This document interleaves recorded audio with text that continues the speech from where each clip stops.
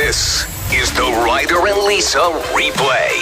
Brought to you by Southtown Hyundai. Check out the Southtown Hyundai Advantage at southtownhyundai.ca.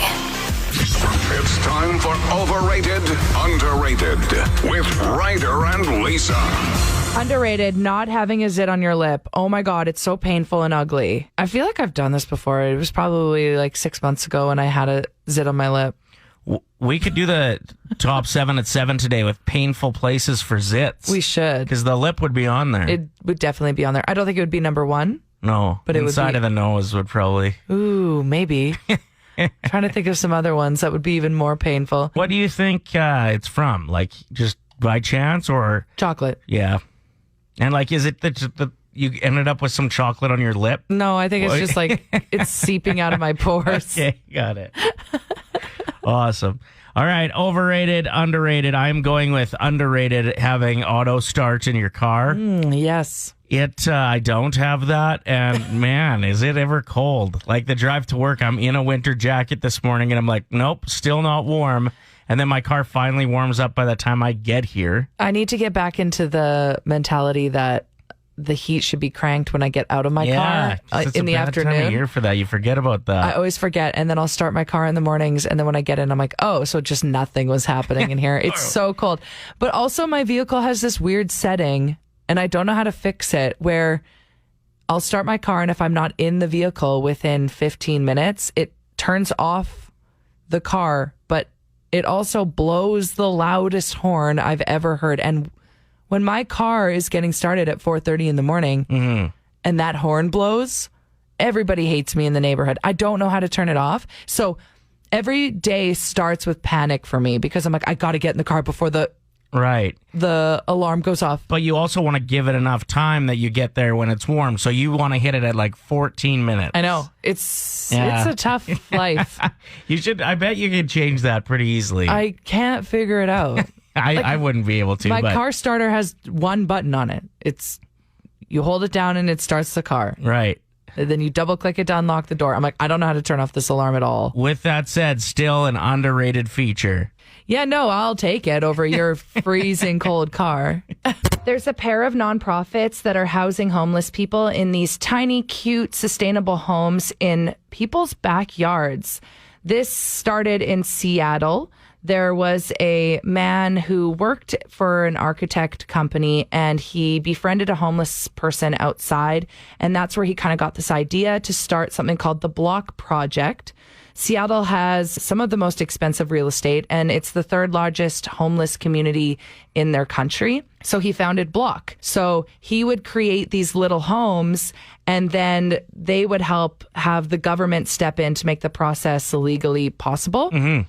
So there are now thousands of people that have allowed homeless people to move into their backyards where they would build these cute little homes. Not only that, they get a welcome to the neighborhood gift bag with pots, pans, shampoo, towels, bed linens, and more. Incredible. Yeah. Tell me something good. My story is about some lifeboat volunteers that were at one of their members' weddings just off the coast in England. When right after the wedding, they were outside taking some pictures. They all got notified that somebody was in a rough situation on the water. So they all just booted her out there. 7 minutes later, they made the rescue. That's how close they were to where the incident shook down. Whoa. And they were all like in their gear because they were on call anyway. Mm-hmm. But yeah, they managed to get over there and save the paddleboarding family from some rough water in 7 minutes after they were at their buddy's wedding. You know, it's crazy to think. Yesterday, I was at the grocery store, and there were a couple of firefighters in the store, and they must have gotten a call because they dropped their groceries and booted out. Really? And got into their big firefighter truck and took off with the rest of their crew that was waiting in the vehicle. So that must be why.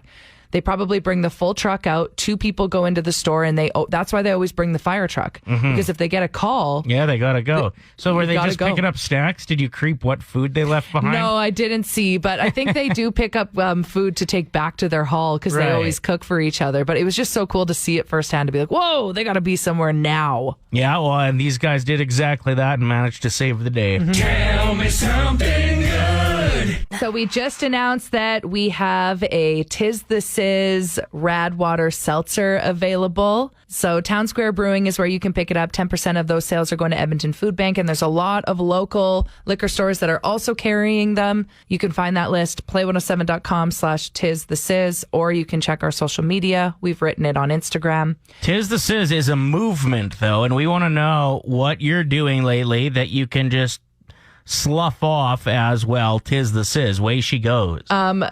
So many good texts rolling in. Jess wrote in saying, I'm not shaving my legs because tis the sizz. And it's true. It's getting cold out. You're not showing your legs. You don't need to shave. Brenna wrote in saying, I'm picking up a stray kitten in my car rental because tis the sizz. Yes. Love that one. Absolutely. Well done. Well done. This one here, we didn't get a name yet. Maybe they don't want to give a name because they are talking about work. It says, strolling into work 25 minutes later than planned. My boss is on vacay. Tis the sizz. That is so good. What's up? Oh, we're just picking up some breakfast to go before we head out shopping for the day. Tis the sizz, right? It is the Sizz, exactly. So you guys just decided not to go to work today or what? Well, one of the perks from working from home is you can scoot out a little bit early before the day starts and send in that quick email that, just not feeling too great today. Awesome. And with the stores on a Tuesday morning in November, I bet you'll be able to get a lot of your shopping done. Well, and that's kind of the idea, right? No sense waiting for Black Friday whenever that rolls around. Might as well get it done now, hey? Tis the Sizz. Well, and also you think you're going out to buy gifts for other people, but you'll end up just buying stuff for yourself because tis the sizz. Well, and that's the thing. We've got to look for some of those new brews, hey? So we'll be hitting the liquor store, too. Tis the sizz. Have you ever seen a dog tilt its head when it's thinking? Yeah. Or confused? It's usually after you say something to them. It's actually a sign of intelligence in dogs. Some dogs tilt their heads when they're confused and thinking. Others don't. And the ones that do are actually scientifically smarter. Research has been done. That does make sense. Now that I'm thinking back to dogs that have tilted their heads at me, usually more trained than other dogs. And most dogs that you see in movies, there are several scenes where they tilt their heads. Those are established dog actors. Yeah. And I'm thinking about it now. And actually, when I read this, I was kind of got a little bit grumpy or jealous of the smart dogs because my dog doesn't tilt his head very much. Unless his ear's itchy. Yeah, that is tilting it both ways back and forth. But does this mean I have kind of a slow dog? He's wonderful. He's wonderful. He's caring. He's so gentle. Yeah, but is he a little bit dumb? Yeah, maybe. Okay. He even ate the stairs, so I guess I should have known at that point. Brand new episode of Unsung Heroes, where we give shout-outs to people, places, and things that don't always get the love and adoration they deserve. Let me be your hero. Shout out to Betty White, trending today. Can we stop doing this? Every time she trends, I have a heart attack, thinking that she might have had a heart attack. No more, unless it's her birthday or she's dating Pete Davidson. Quit making her trend for no reason. I've heard rumors. They were holding hands yesterday. Shout out to dentists trying to get kids to turn in their Halloween candy for toothbrushes. Is that a thing? Yeah. It's like trying to get a Edmonton sports fan to trade in free Oiler tickets for a car accident or something they really don't want. I mean, I would bring the candy that I don't care for. Those coffee toffee kind of things. And get a toothbrush for that? Yeah, no, kids would rather eat the candy. Yeah, you're right. I would probably. Shout out to people who already have their Christmas tree up. You terrify me. I don't know what it is, but it's a bit much. Already? Okay. Shout out to that one friend we all have that we can respond to in text a week after they ask you a question on text, knowing that they'll get back to you and say thank you a week later. Few and far between. Yeah, but that's a good relationship. Shout out to today being National Deviled Egg Day. Yes. No one looks attractive eating a regurgitated cream-filled egg. No one. Not even Megan Fox. You can't change my mind. That's disgusting. Have you ever watched someone eat a deviled egg at a potluck? Ugh. How it just kind of slips in as they're succulating it? And they're just chewing on it and still talking to you, asking you how your life's been, and you're like, ugh, been better. Damn, I could go for a deviled egg right now.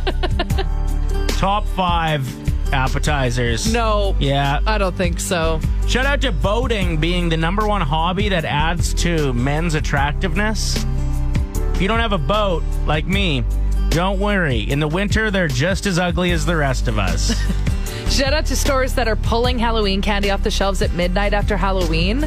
Why must you steal discounted joy from us? Who's getting that? The employees at this store? I need to pick up a couple shifts. And finally, shout out to my mom for calling me once a week to let me know who died that I kind of know. That's nice. Thanks, Mom. Jessica Simpson shared a memory on Facebook, and got to give her full respect for sharing a memory that maybe wasn't easy to look at. She had obviously partied pretty hard on Halloween night, woke up November 1st of 2017 and decided that was it for her. She was going to give up drinking and face her alcoholism head on. Yeah, it was a very powerful post on social media. It's on her Facebook page, on her Instagram, and if I'm not mistaken, she had a memoir come out recently, right? I know that there is a memoir, like an autobiography out. Yeah. Hers, yeah. So, and I've heard amazing things. And she actually voices it if you get it on audiobook. And even if you're not a huge Jessica Simpson fan, apparently she's extremely raw, vulnerable, funny, gives a lot of insight into Hollywood, talks about John Mayer and how terrible he was to her. I'm just so intrigued. I want to know more. So in this post, she wrote, it is a picture of her. We shared it on Play 107's Facebook page if you want to go check it out. This person in the early morning of November 1st, 2017 is an unrecognizable version of myself. I had so much self-discovery to unlock and explore. I knew in this very moment I would allow myself to take back my light, show victory over my internal battle of self-respect, and brave this world with piercing clarity. Personally, to do this, I needed to stop drinking alcohol because it kept my mind and heart circling in the same direction, and quite honestly, I was exhausted. I wanted to feel the pain so I could carry it like a badge of honor. I wanted to live as a leader does and break cycles to advance forward, never looking back with regret and remorse over any choice I have made and would make for the rest of my time here within this beautiful world. How true is that? Mm-hmm. Every decision you Powerful. make if you're sober is one you made because you wanted to in that moment. I just think that's a really interesting way to put it. She says, I can't believe it's been 4 years. It feels like maybe 2, but I think that's a good thing. And also COVID. Like, it does seem like the past 2 years have been 1 year combined. Yeah, it's pretty crazy. Crazy to think. So if you have been going through something or maybe trying to achieve something in your life, like Ryder, you quit smoking at the beginning of the pandemic, and it must seem like that was yesterday that you quit. Yeah, it's coming up on, 2 years almost, right? Over a year and a half. I just decided that if there was this virus that was attacking people's lungs, I may want mine to be healthy and ready to fight it if it happens. And I'm very thankful that I had that bolt of clarity, and I've been able to trust myself and continue being a non-smoker. But good for Jessica Simpson. Yeah, and I think this part will really resonate with people. So please listen up. It says, there's so much stigma around the word alcoholism or the label of an alcoholic. The real work that needed to be done in my life was to actually accept failure, pain, brokenness, and self-sabotage. The drinking wasn't the issue. I was. I didn't love myself. I didn't respect my own power. Today, I do. I have made nice with the fears, and I have accepted the parts of my life that are just sad. I own my personal power with soulful courage. I am wildly honest and comfortably open. I am free. Wow. If her book is anything like that post, just in the way she's wording things, I may have to give that a go, a reader, a listen. I really like it when authors read their own, especially if it's an autobiography style book. I love it when they read their own. Maybe next month for your Lisa's Ladies Book Club, you should do Jessica Simpson. Yeah, if you want to join my book club, feel free to give me a follow, Lisa's Ladies YUG, on Instagram or on Facebook as well. It's Play 107. Good morning. Man, this is crazy. Will Ferrell turned down Elf 2 for now. He said the script wasn't where he wanted it to be. He said it was bad in his opinion.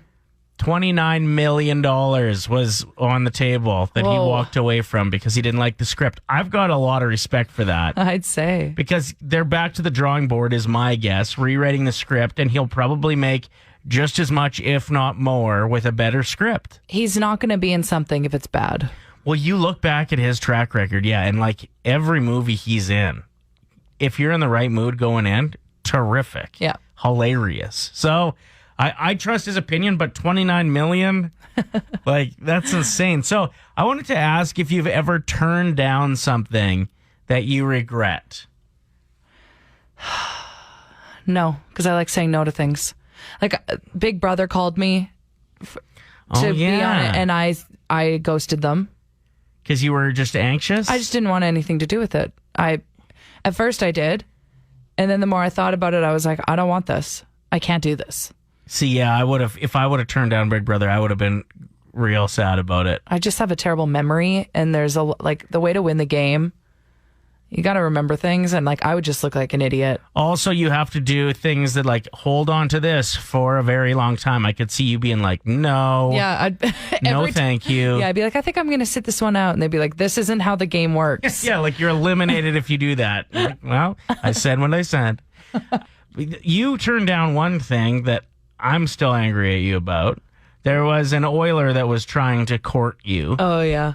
And even invited you to a Halloween party and said, like, bring Ryder. Like, I could have been best friends with McDavid right now. You can't hang out with McDavid. That'd be weird. You're 38. You're 39. Aren't you 39 now? Yeah. So? He can have, like, an older buddy. I've got an older buddies. No, he doesn't want you around. Because you would lower his swag factor. Absolutely not.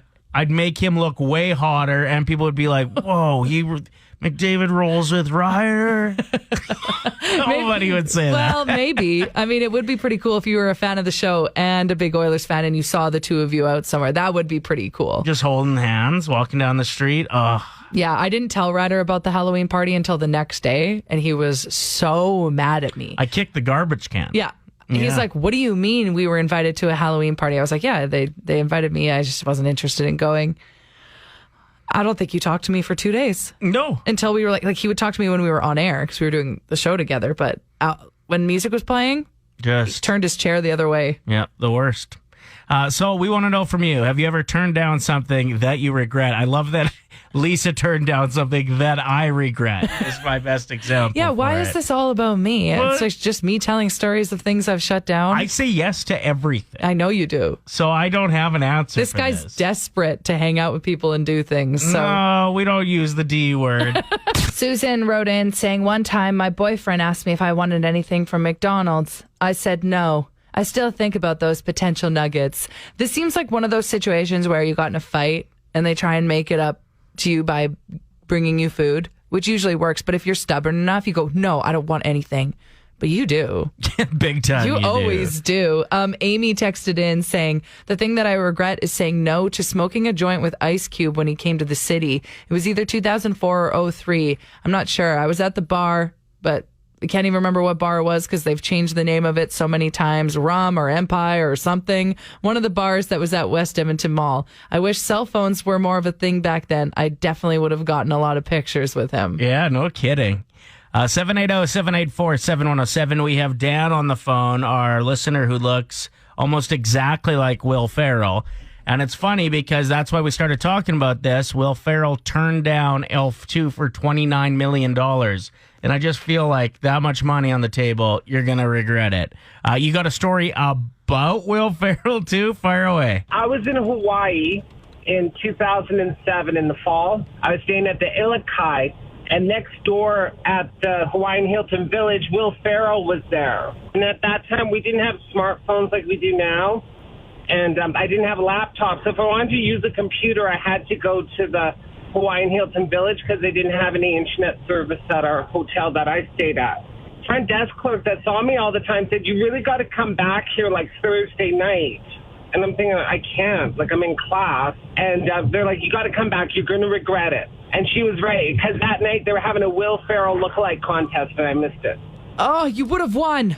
Yeah, totally. So, like, everyone would have thought that you were there for the contest, though, right? For sure. Yeah, and when I was out, like, that week that Will Ferrell was there, everybody would, like, stare through me. And so one time I was out, and I was eating a hot dog because we were going on some trip, and this woman staring at me, I'm like, hey. And she's, like, looking through me. I'm like, hey, I'm talking to you. She's like, what? And I said, have you never seen anybody eat a hot dog before? And I walked away. And she's probably thinking, that Will Ferrell, what a jack. Play 107. Ryder and Lisa. Brought to you by Southtown Hyundai. Play 107.